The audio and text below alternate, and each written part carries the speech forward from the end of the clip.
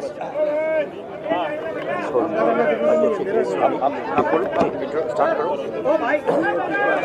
Please भाई sir, 1 minute, सब set कर दो। अलर्ट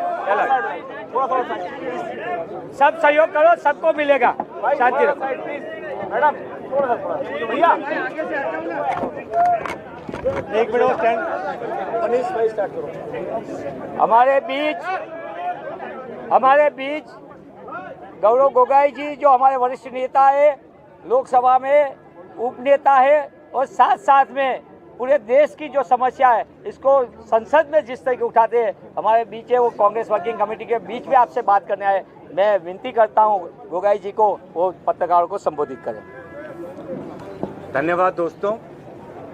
हमारे लिए ये बहुत ही ऐतिहासिक क्षण है, क्योंकि हम 2 महान हस्तियों को याद कर रहे हैं। महात्मा गांधी जी, जिनको कांग्रेस दल के अध्यक्षता की जिम्मेवारी लेते हुए 100 वर्ष संपूर्ण हुए, और साथ ही साथ सरदार वल्लभ भाई पटेल जी को हम याद करते हैं, क्योंकि इस वर्ष उनकी 150वीं जन्म जयंती की ये ऐतिहासिक ये वर्ष है। और इन दोनों महान हस्तियों को याद करते हुए, उन दोनों में हमारे भारत माता के प्रति जो देशभक्ति थी, उस देशभक्ति को आज हम याद कर रहे हैं। और ये हमारा राष्ट्रवाद है, जिसकी नींव हमारे स्वतंत्रता संग्राम में गांधी जी, सरदार पटेल जी और उनके जैसे विभिन्न कांग्रेस दल के नेतागण और उनके साथ साथ पूरे भारत की आवाम, पूरी भारत की जनता ने दर्शाया, और अंग्रेजों को भारत छोड़ने के लिए एक ऐसा एक शक्तिशाली माहौल बनाया। और हमारी देशभक्ति में, हमारी राष्ट्रवाद में हमारी एकता है, हमारी सद्भावना है, और हमारे संस्कृति के प्रति दायबद्धता है, कर्तव्य है, जिम्मेवारी है। और संविधान की संरक्षण आज हमारे लिए सबसे वो मूल कर्तव्य है आज के इस वर्तमान माहौल में। और इसीलिए गुजरात के इस पावन भूमि पर आकर हम गुजरात के लोगों के प्रति अपनी श्रद्धा व्यक्त करते हैं। ये गुजरात देशभक्ति की भूमि है, पवित्र सोमनाथ मंदिर की ये भूमि है। इस गुजरात के लोगों में उद्योग के प्रति जो उनकी जो शक्ति है, उनकी जो ज्ञान है, उसके प्रति हम नमन करते हुए बहुत से अहम मुद्दों पर हम वर्तमान में चर्चा कर रहे हैं। और जिस प्रकार से हम देख रहे हैं कि अमेरिका ने जो हमारे भारत के एक्सपोर्ट पर जो टैरिफ्स लगाए हैं, वो पूरे देश के साथ साथ गुजरात के भी बहुत से महत्वपूर्ण उद्योग पर एक नकारात्मक प्रभाव फैलाएगा। और उसको लेकर हम तो अपना चिंता व्यक्त कर रहे हैं। उसको लेकर हम चाहते हैं कि भारत सरकार हमारे राष्ट्र के उद्योग के लिए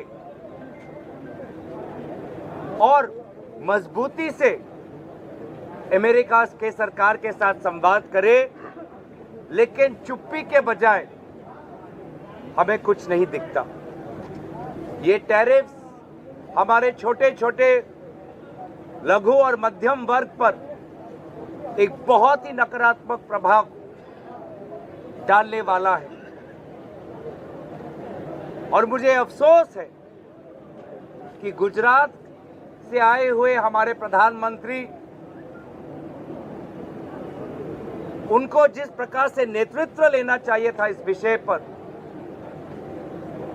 वो किस कारण मजबूर है, वो किस कारण मौन है, हमें नहीं पता।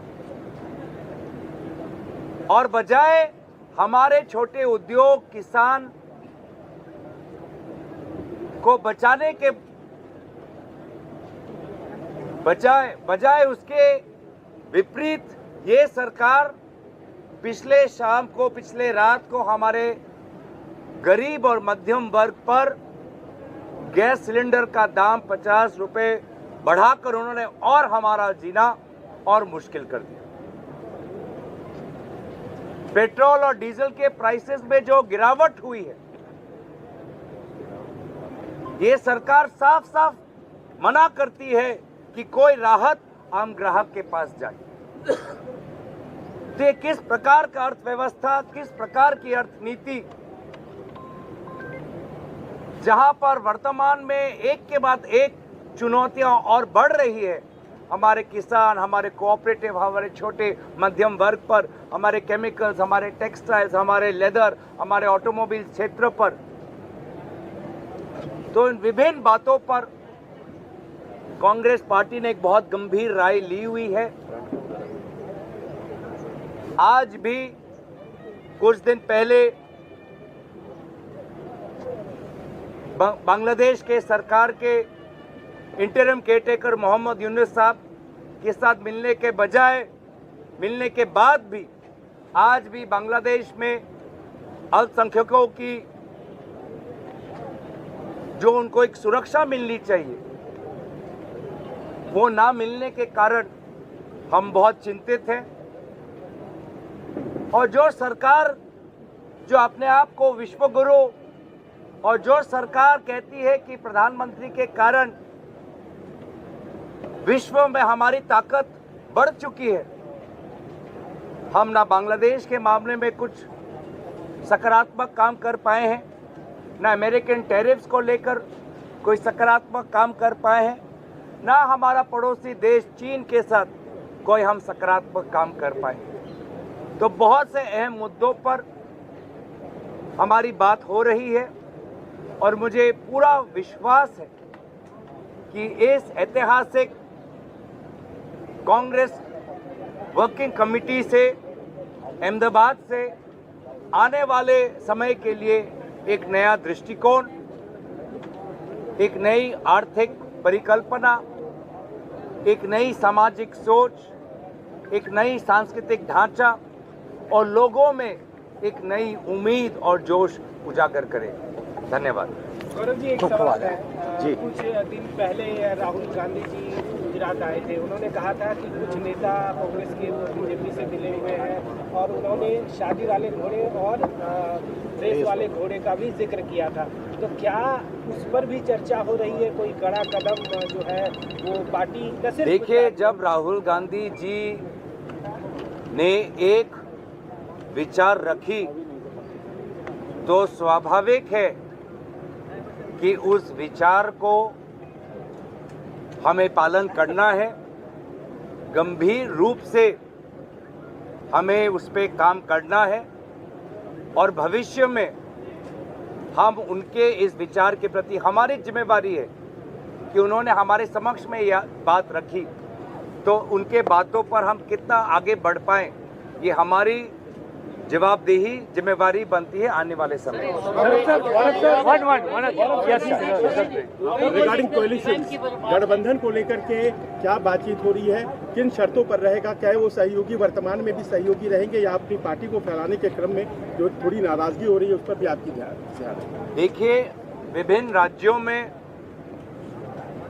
उनकी राजनीतिक परिस्थितियां अलग है, विभिन्न राज्यों में अलग अलग समय पर निर्वाचन होंगे और उन राज्य के नेताओं के साथ विचार विमर्श होगा। तो इसीलिए मुझे लगता है कि हमने निर्वाचन को लेकर भारत के राजनीतिक व्यवस्था को लेकर हमने बहुत गंभीर बातें रखी हैं। अर्थव्यवस्था और जो वहाँ की जो शिक्षा और स्वास्थ्य की जो प्रणाली है विभिन्न राज्यों में, उसको लेकर हमने अपनी चिंता व्यक्त की है। लेकिन अगर मैं आपको थोड़ा और चुनावी अगर मैं बातें मैं आपके पक्ष में रखूं, आपके समक्ष रखूं, तो वो मेरे लिए अनुचित होगा। सिद्धार्थ भाई एक मिनट सिद्धार्थ भाई, After the CWC meeting, what can do the next step of the Congress? देखिए, जो हमारे आने वाली समय में जो प्रणाली है उसको लेकर हम अभी विभिन्न नेताओं की राय हम ले रहे हैं। सब नेताओं की राय हम ले रहे हैं, अनुभवी नेताओं के राय ले रहे हैं, फ्रंटल ऑर्गेनाइजेशंस क्या चाहते हैं उनके राय ले रहे हैं, जो हमारे भूतपूर्व हमारे मुख्यमंत्री हैं उनके राय हम ले रहे हैं। तो सभी के राय लेते हुए निश्चय ही जब हमारे कांग्रेस अध्यक्ष अपनी बात रखेंगे और उन बातों को हम कल हमारा जो सेशन है उसमें हम रखेंगे, तो आपको पूरा का पूरा आपको वहाँ पे स्पष्ट हो जाएगा। गौरव सर, गोगोई सर, आपका एक मिनट गोपाल मेरा सवाल आपसे ये है, हर बार सीडब्ल्यूसी जो बोलती है उसके बाद रेजोल्यूशन आते हैं, तो आज कोई रेजोल्यूशन, जैसे आपने फॉरेन अफेयर्स फॉरेन पॉलिसी की बात करी, इकोनॉमिक पॉलिसी की बात करी, तो क्या इन दोनों को लेकर कोई रेजोल्यूशन आएगा क्या? थोड़ा सब्र रखिए, मैं बस इतना ही कहना चाहूँगा। मेरे बाद के आने वाले जो आपके प्रेस वार्तालाप है उसके लिए भी थोड़ा समय रखिए। हम विभिन्न मुद्दों पर बात हम कर रहे हैं, थोड़ा आप सब्र रखिए। कांग्रेस का नेशनवाइड ऑर्गेनाइजेशनल रिवैम्प की बात की जा रही है, and that revamp is to begin from Gujarat. Gujarat में ऑलरेडी स्टेटेड ऑब्जेक्टिव आपका टू विन द 2027 इलेक्शन, तो ये ऑर्गेनाइजेशनल रिवैम्प की बातें आज हुई निश्चय। और आपने देखा होगा कि आज से कुछ दिन पहले हर प्रदेश के जिला अध्यक्षों के साथ कांग्रेस अध्यक्ष मल्लिकार्जुन खड़गे जी, आदरणीय राहुल गांधी जी ने वार्तालाप की। मुझे लगता है कि बहुत ही ऐतिहासिक कदम हाल ही में हमने दिल्ली में संपूर्ण किया कि पूरे भारत देश में जितने भी जिला हैं उन सभी जिला अध्यक्षों को विभिन्न समय पर दिल्ली बुलाकर उनकी जो बात थी उन्होंने आदरणीय राहुल गांधी जी के समय के समक्ष रखी, और उन्होंने भी अपनी जो बात रखनी थी, विचार परामर्श था, उन्होंने भी सबको दिया। गुजरात में आपका अधिवेशन हो रहा है, गुजरात में सीडब्ल्यूसी हुई, गुजरात में तकरीबन 30 साल से कांग्रेस की सरकार नहीं है। राहुल गांधी ने खुद चैलेंज किया है संसद में कि इस बार भाजपा को गुजरात में हराएंगे। इस मुद्दे को लेकर क्या इस बैठक में चर्चा हुई या कल की चर्चा होने वाली है? किस मॉडल को लेकर आप आगे? जब उन्होंने हमारे सामने एक लक्ष्य रख दिया है कि 27 में हमें गुजरात में चुनाव जीतना है, और जो अन्याय, नाइंसाफी और एक छोटे वर्ग तक जो प्रगति सीमित हो चुकी है उस नाइंसाफी को तोड़ना है, तो हर अवसर पे हम गुजरात को लेकर बहुत गंभीर है, और हर अवसर पर हम अपने बीच में ऐसी हमारा वार्तालाप होता है जो आने वाले समय में गुजरात में हमारी रणनीति को सहयोग करे। Last question that Gopal BBC, Gopal from BBC and then BBC। में से जो कांग्रेस के नेता हुए, आपने गांधी की बात की, सरदार साहब की बात की, तो क्या पार्टी अब चिंतित है उस बात से लेकर कि गुजरात में पहले पिछले 3-4 दशक से कोई ऐसा मास लीडर नहीं आया जो आपकी पार्टी को पावर पे ले जाए, जो आपकी पार्टी को लोगों के बीच में ले जाए? देखिए, बारे में राजनीतिक क्या? देखिए, मैंने शुरुआत में ही गुजरात के लोगों का नमन किया, गुजरात की इस पावन भूमि के प्रति अपनी श्रद्धा व्यक्त की, और हमारा पूरा विश्वास है कि आने वाले चुनाव में गुजरात के लोग, गुजरात की विवेक शक्ति और गुजरात के लोगों का आशीर्वाद और शुभकामनाएं हमें मिलेंगी।